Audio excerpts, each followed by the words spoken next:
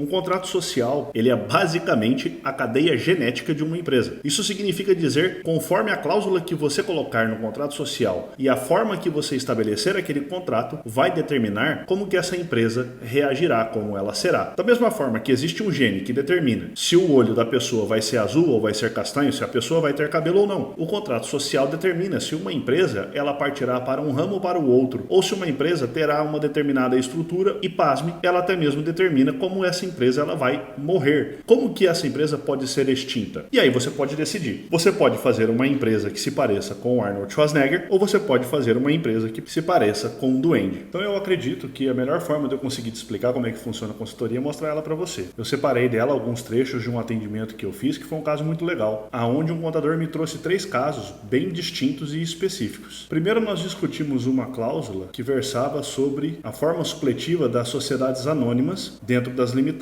e o que isso pode acarretar para essas sociedades. A segunda é um caso sobre apuração de haveres e pagamento de haveres. E a terceira é sobre a chamada sociedade limitada de serviço, que em regra, e o que a lei determina, ela não pode acontecer. Mas existem formas que você consegue estipular, cumprir a lei e ainda assim proteger os sócios. E é importante essa compreensão porque é o contador que está lá no campo de batalha, enfrentando tudo isso diariamente. E nisso nós enfrentamos vários problemas. Primeiro, a faculdade não prepara os contadores para o societário. Trabalha-se ali minimamente, de uma maneira muito rasa, a matéria de societário. Somado a isso, a documentação e modelos, tanto fornecidos pelo CRC como fornecidos pela junta comercial, eles não são suficientes, são sempre modelos muito básicos. E isso traz um problema muito grande, porque um modelo muito básico, ele pode ser a ruína completa de uma empresa ou até mesmo de um sócio. E para mim, a parte mais importante, um contrato social, quando ele é um modelo, ou ele é mal feito, ou ele não é bem pensado, ele pode acabar acarretando ao contador um problema gigantesco de responsabilização profissional. Imagina um cliente sofrer um grande prejuízo por conta de um contrato que foi usado o modelo da junta comercial ou o modelo do CRC. Caso isso seja alegado contra o contador e o contador não consiga se defender, ele vai acabar sendo responsabilizado e sofrendo um prejuízo realmente muito grande. Então, para isso, a gente pensou na consultoria, porque essa consultoria ela traz para o contador informação qualificada e assertiva em relação a essa parte societária, o que acaba também por reduzir drasticamente os riscos que o profissional de contabilidade sofre em relação a ser responsabilizado ou não. E para isso nós temos também um documento bastante específico chamado Comfort Letter. Ele é um documento que ao mesmo tempo que você consegue de uma maneira bastante qualificada captar as informações necessárias do seu cliente, ele também gera a documentação que você precisa caso haja necessidade de se defender ou seja alegado contra o profissional de contabilidade que um determinado prejuízo ou que um determinado problema de uma sociedade ou de um sócio foi causado por um ato falho ou por uma prestação não tão boa da atividade do profissional de contabilidade. Além de que, com a consultoria, também é possível que o contador consiga entregar um trabalho muito mais qualificado para os seus clientes e, com isso, também trazer mais valor agregado ao seu serviço. E veja só, nesses 3 casos que eu vou mostrar para você, desse atendimento que eu realizei com o contador, você vai extrair deles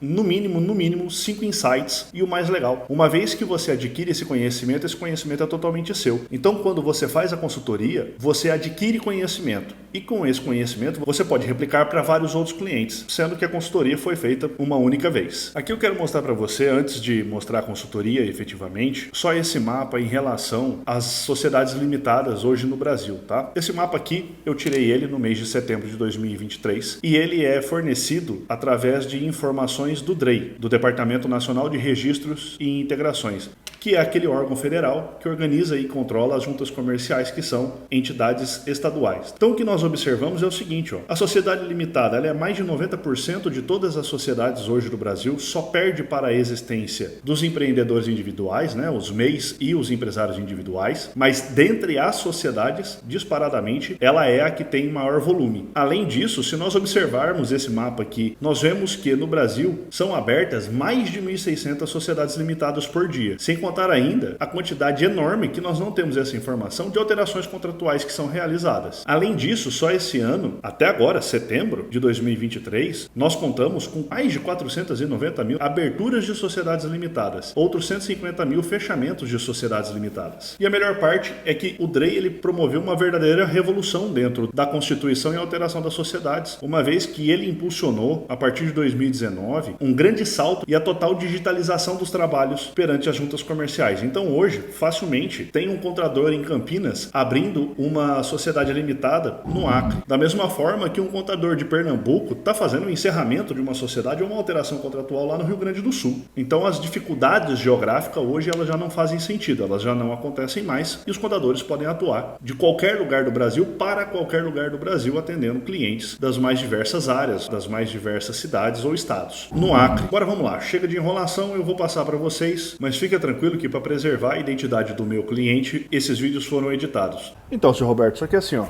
As cotas elas estão na empresa e lá no contrato social está falando, vai se usar supletivamente a lei das SAs. E lá no contrato social, pelo que o senhor me mandou, também não consta nenhuma cláusula informando como que vai ser o regramento disso, tá certo? Qual que é o problema que a gente tem aqui? É o seguinte, a partir do momento que o contrato social da limitada está dizendo que vai usar de maneira supletiva a lei das SAs, naquilo que o contrato não falar nada, eu vou usar as regras da SA, e a regra da SA é a possibilidade da venda das ações sem que haja concordância ou não dos outros sócios. Então esse sócio ele pode vender as cotas dele, ainda que os outros não tenham concordado, discordado. Foi o escritório do senhor que fez o contrato social dessa empresa? Ele já veio de outro escritório. Bem menos pior, porque aí ninguém pode alegar que houve uma falha do senhor ou algo do tipo. Quanto a isso, não vejo a possibilidade, né? Não há qualquer risco de responsabilização no caso do senhor, não. Ou faz a retirada dessa cláusula do uso supletivo da Lei 6.404, né? Da Lei das SAs, ou então regulamenta dentro do contrato social as cláusulas em relação à alienação das cotas a terceiros, tá? Porque assim, ó, eu particularmente entendo que isso seja levado à junta comercial, a junta comercial vai registrar a alienação das cotas sem o menor problema. Ainda que não haja participação, concordância dos outros sócios, nada do tipo, vai, porque o contrato social é claro. Usa-se supletivamente a SA e a SA permite a venda das ações indistintamente, tá? Sem ouvir os sócios remanescentes, os sócios que permanecerão na empresa. Judicialmente começa aquela briga se é uma sociedade de pessoas, de capital, affectio societatis e tudo mais, né? Mas agora a junta comercial eu particularmente entendo que ela vai registrar sim. O conselho final é esse, ou tira a cláusula supletiva da lei das SAs ou regulamenta dentro do contrato social regras para alienação das cotas para terceiros.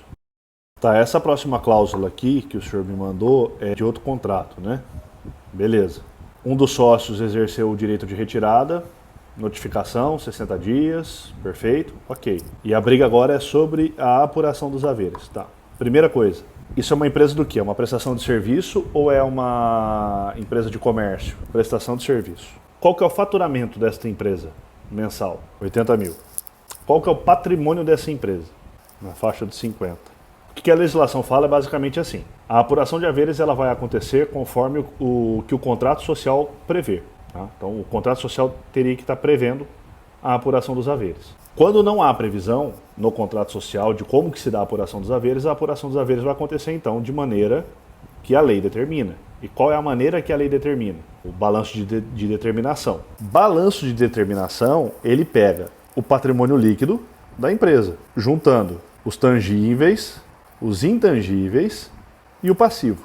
Aqui nós temos um problema, porque assim, ó, uma empresa que tem 50 mil de patrimônio e fatura 80 mil, para fins da apuração de haveres, nesse caso, eu não posso levar o faturamento em consideração.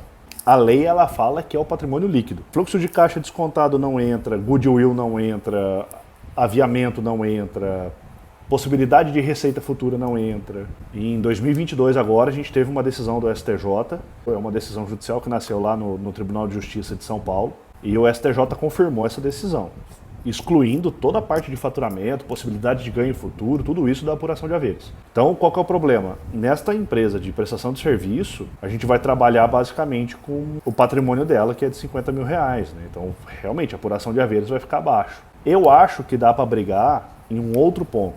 Do mesmo jeito que não tem uma cláusula falando sobre a apuração de haveres, esse contrato também não tem uma cláusula falando sobre o pagamento dos haveres, né?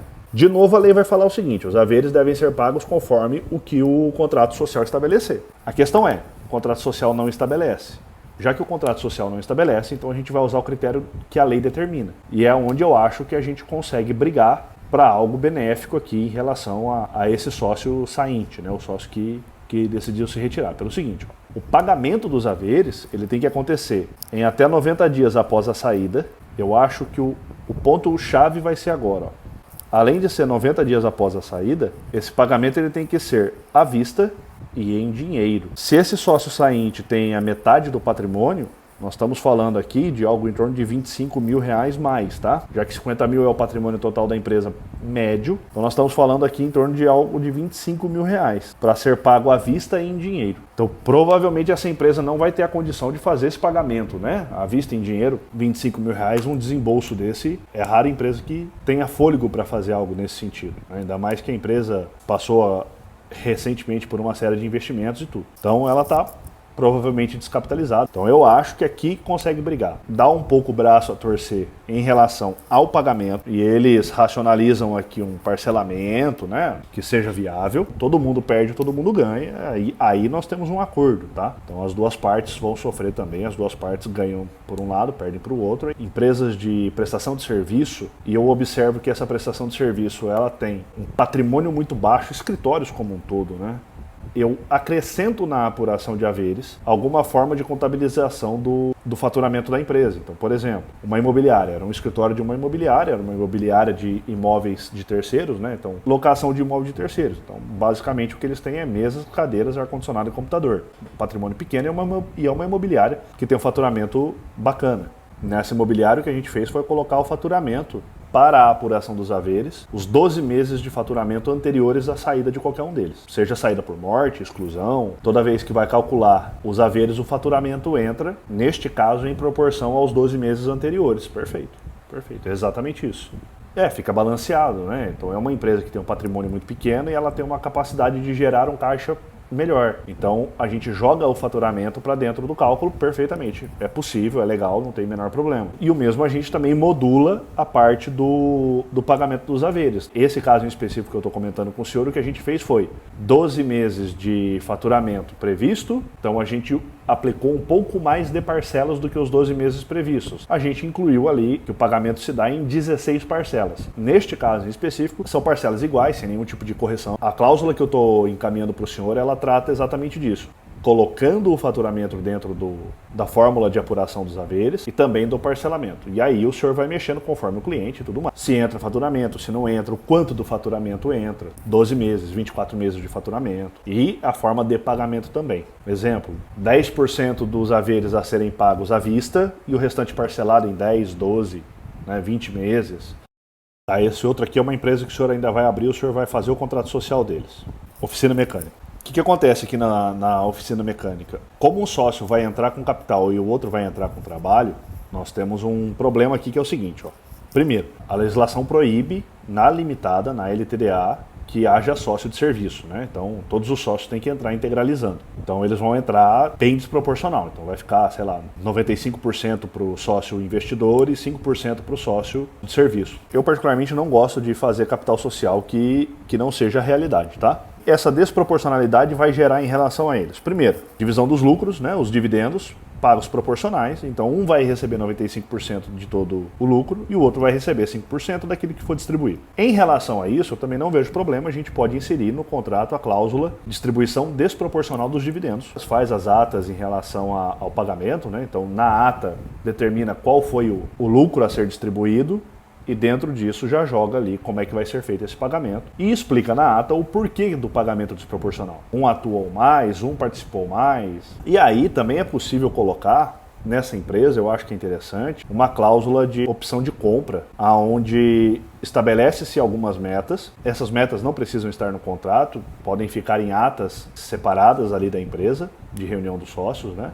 Joga para dentro do contrato somente uma cláusula informando que esse sócio minoritário ele tem a possibilidade, conforme metas definidas e alcançadas, ir fazendo a aquisição de cotas dessa empresa até ele alcançar o patamar de 50% do capital social e ficar em igualdade com outro sócio. Então, uma cláusula para pagamento desproporcional de dividendos e uma outra cláusula, a possibilidade de compra conforme as metas forem alcançadas, né? Então, eles estabelecem a métrica entre eles, como é que isso vai se dar, quais são as metas a serem batidas e fechou. O outro problema que vai gerar nessa desproporção 95/5 é o fato da votação. Numa reunião de sócios, há um peso de votação em relação ao capital social. Então, cada um vota com a sua proporção da participação societária. Só que isso a gente pode modular também dentro de uma cláusula de votação, onde a votação em que pese haja a desproporcionalidade da participação societária, a votação vai ser em igualdade. Se o contrato social estabelecer como que a votação vai se dar, que ainda que haja desproporção de participação societária, a votação será a igualdade de partes sem menor problema. Só que aí a gente está criando um outro problema. São reação e colaterais, né? A gente faz essa ação, qual que é a reação disso? Que nós temos agora a igualdade de partes. Para a igualdade de partes é importante a gente incluir uma cláusula em relação à regra de desempate, né? Um quer fazer um negócio, o outro não quer. Eu tenho um empate. Primeira regra do desempate, né? Se a participação societária empatou, a primeira regra de desempate é quantidade de pessoas. Se eu tenho, por exemplo, 3 sócios, 25, 25 e 50. O de 50 quer uma coisa, os outros 2 querem outra. Em participação societária, eles são idênticos, né? 25 mais 25, 50. Com esse daqui, 50, eles são idênticos. Porém, a primeira regra de desempate que a lei estabelece, e a única, quantidade de pessoas votando. Então, se eu tenho aqui igualdade de votação em participação societária, há uma maioria aqui de pessoas votantes. Então, ainda que seja 50-50 em cotas, são 2 contra 1, esses 2 vão ganhar. Neste caso do senhor, são só 2 pessoas. Então, eu tenho igualdade na participação societária e igualdade na quantidade de pessoas. Uma cláusula com regra de desempate é importante neste caso também. Bom, vocês viram aí as imagens da consultoria que eu prestei. Como é que funciona a consultoria? É simples. Nós marcamos uma hora e eu vou te atender numa videochamada. Essa videochamada ela vai ser gravada e 24 horas após o nosso atendimento, eu vou disponibilizar para você a gravação para que você possa consultar a qualquer hora que você queira ou até mesmo reassistir. Assim, você não precisa ficar preocupado tendo que fazer um monte de anotações durante o nosso encontro. Além disso, juntamente com o link, eu também vou te encaminhar alguns textos bases para que você possa desenvolver as cláusulas que nós discutirmos durante a consultoria. Então é o melhor dos mundos, você não precisa nem se preocupar com a redação das cláusulas inicialmente e também não precisa se preocupar fazendo anotações. A ideia de fazer nesse modelo é para que você consiga aproveitar o máximo possível a consultoria. Então nós vamos trabalhar com todo o volume necessário durante essa 1 hora, sem ficar perdendo tempo fazendo anotações ou tentando escrever e acompanhar algum raciocínio. Você vai ter essa gravação, pode reassisti-la posteriormente e tirar dali os insights ou as informações que você precisar. Em relação ao texto das cláusulas, eles são textos bases, já bastante preparados, já bastante moldados para que você possa usá-los de uma maneira bastante facilitada. É claro, você vai precisar fazer ali eventuais ajustes em relação ao plural, a uma concordância, porém o texto ele vai estar pronto para você. E além disso, eu também vou fornecer para você 2 bônus. O primeiro bônus é a Comfort Letter que eu uso com os meus clientes. O que é este documento? Ele é basicamente um formulário que você pode utilizá-lo em PDF, pode utilizá-lo também Google Forms ou qualquer outra ferramenta que você prefira usar, que ele possui perguntas específicas para direcionar as informações que você precisa do seu cliente. Essa Comfort Letter, ela existe primeiro, para que a gente tenha perguntas objetivas, é necessário saber fazer boas perguntas para obter as respostas necessárias, e também essa Comfort Letter é um documento que é feito pelo cliente. Ele responde aquelas questões, reenvia para você e a partir das informações que o seu cliente te passa é que você vai fazer um contrato social ou promover alguma alteração no contrato social. Qualquer alegação posterior de que houve um prejuízo ou de que o serviço eventualmente possa ter algum tipo de equívoco, falha ou erro, ele será totalmente rechaçado e o contador, o profissional, ele vai ficar com um documento plenamente hábil para promover a sua defesa. Seja uma defesa perante o CRC, seja uma defesa até mesmo na esfera judicial. E para fechar o nosso bônus, eu ainda vou te acompanhar pelo prazo de 15 dias no WhatsApp. Então, nós vamos trocando mensagens, você pode me mandar uma mensagem de texto, você pode me mandar um áudio, ou se você estiver fazendo um ajuste em alguma cláusula, você me manda uma foto do ajuste que você está fazendo, da redação que aquela cláusula está tomando, para que eu possa te auxiliar nesses ajustes finos, porque ali realmente é uma questão da precisão. E muitas vezes você pode ficar inseguro, talvez por não ter contato com uma cláusula daquela, ou por estar fazendo algum tipo de alteração nesse sentido dentro do contrato social da empresa do seu cliente, para conseguir te auxiliar nesse ponto, para conseguir conseguir te fornecer esse suporte. Então, para a nossa consultoria, eu quero que você traga tudo aquilo que realmente for importante para você.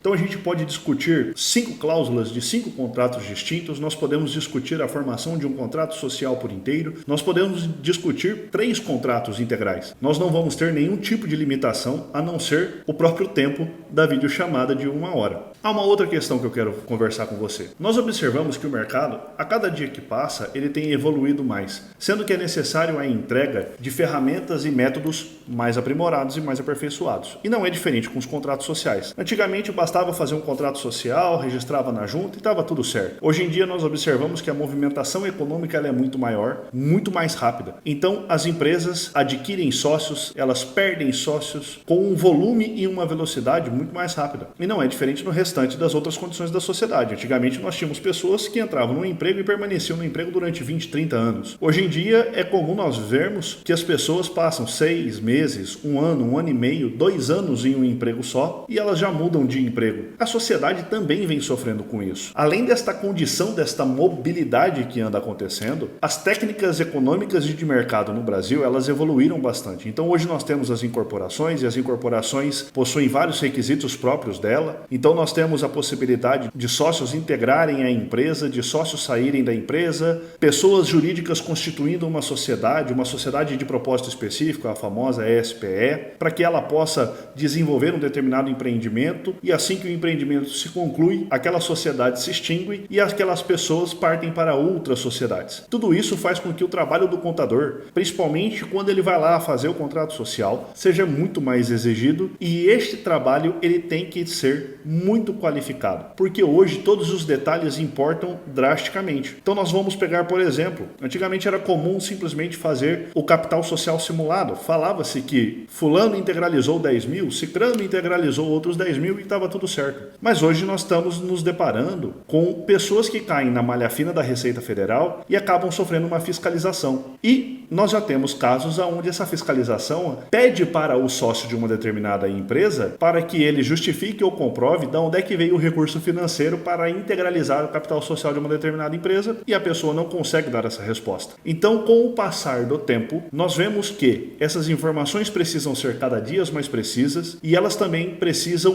ter uma condição lastreada totalmente na realidade. Abrir uma empresa pro forma só para ter o CNPJ já não é algo que é aplicável para boa parte do mercado. E o contrato social ele é capaz de levantar ou acabar com a vida de uma pessoa, não é mesmo? Então, veja o caso de um cliente aqui do nosso escritório. Ele é dono de um restaurante, é um restaurante bem famoso na cidade dele, e ele já está no 3º casamento. Ele precisava ingressar em um grupo de compra que fizesse a aquisição dos seus insumos de trabalho a um preço melhor. Então, aqueles famosos grupos que vão se juntar para comprarem um maior volume e assim ter alguma vantagem competitiva em relação ao preço da aquisição dos alimentos. Para ingressar nesse grupo, ele precisaria ter um capital social mínimo. Ele simplesmente chegou no contador dele e falou assim: aumente o capital social da minha empresa. E o contador foi lá e fez exatamente o que o cliente pediu, integralizou em moeda corrente o valor necessário para alcançar o capital social que ele necessitava. Sabe qual foi o problema disso? Logo após alguns meses, 3, 4 meses depois disso, ele se separou da esposa dele. Já era o 3º casamento. No momento que ele se separa, todo mundo pensa: não, tudo bem, o restaurante é um bem que ele possui anterior a este casamento. Então, não teremos maiores problemas. Ele para um lado com o patrimônio dele, a ex-mulher dele para outro lado com o patrimônio dela e o restaurante não seria mexido por ser um bem anterior ao casamento. Mas aí entrou o problema. Porque como foi feita a integralização do capital social em moeda corrente, quase a metade do capital social da empresa dele foi constituído durante a constância do casamento. Sendo assim, a agora ex-mulher dele tornou-se sócia de quase 25% da empresa que era exclusivamente dele. E você deve imaginar que ela não deve ser uma sócia muito fácil e ela também não está muito feliz com as razões pela qual o casamento terminou, que eu não vou entrar neste mérito. E para encerrarmos, eu quero te dizer o seguinte: com tudo que nós trabalharmos dentro da consultoria, essa tecnologia, esse conhecimento, ele se tornará seu,